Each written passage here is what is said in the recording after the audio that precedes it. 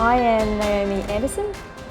I work as a pastoral care worker for the diocese. So I'm located in both the Cairns base, the Cairns Private Hospital, the Mareeba Hospital and a number of our aged care facilities. Lent for me is, if I can tell a story of what really brings Lent to life for me.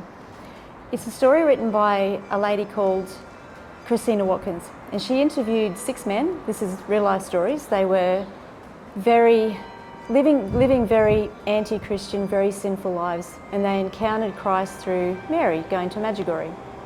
And the one man whose story stands out for me, he was married, kids, business, money, everything's going along quite well in his life. He's not treating his wife and his family very well, and something happens to his business. And he loses all this money, his life falls apart, his wife leaves him, she can't stand him, she's had enough. So he finds himself in a shared custody situation. So on his weekend with the kids, he's sitting at the side of the footy ground and he's waiting for his kids to finish playing sports. Another dad comes up and he starts talking to him. And this guy says to this dad, "Why are you so happy? The joy is beaming out of you." And he goes, "Oh, I've just come back from Medjugorje." And this other dad's going, "What's that? Where's that?" "I'm going."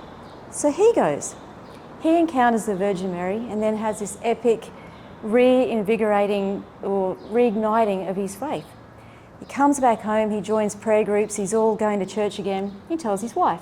She hates Catholics. So it gets worse.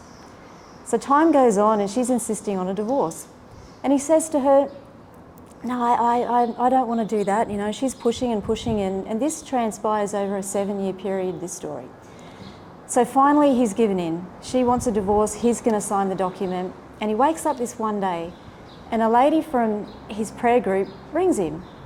And she says, "I know this is going to sound crazy, but God has put it on my heart to tell you today, don't do what you're going to do.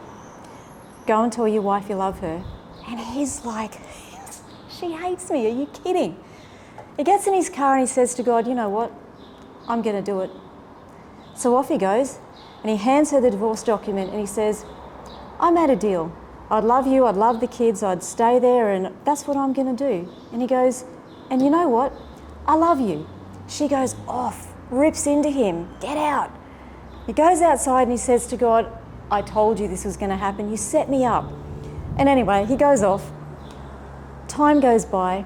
The kids, things are starting to become a little bit more amicable between him and his wife.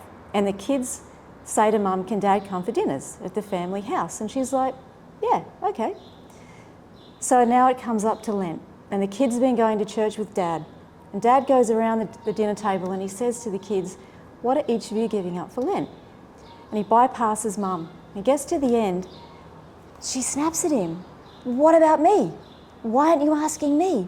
And he's like, "You're not even Catholic, are you kidding me? You're going to kill me. What do you want to give up for Lent?" She looks at him. She starts to tear up. She goes, "I want to give up being cruel to you." He's like, "What?" She said, "For the last 7 years, she said, I'm appalled at my behaviour. I have attacked you. I've been terrible, mean, bitter." She said, "All you've done every single time is show me love, kindness, forgiveness." She said, "I want to be like you. I want that." This to me is Lent. It's the process of being out in the desert, the 40 days of fasting. There's no point in giving anything up if you're not going to give up and let go of the things that inhibit grace.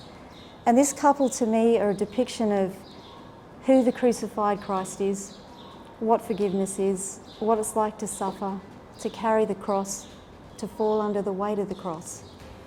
And it's ultimately, they both fight through grace. They fight and allow grace to actively, as it's a supernatural thing, come into their life and change their life. And this to me is just a story that I think about often, and I love it. It's a Lenten journey, and it had a resurrection at the end of the crucifixion.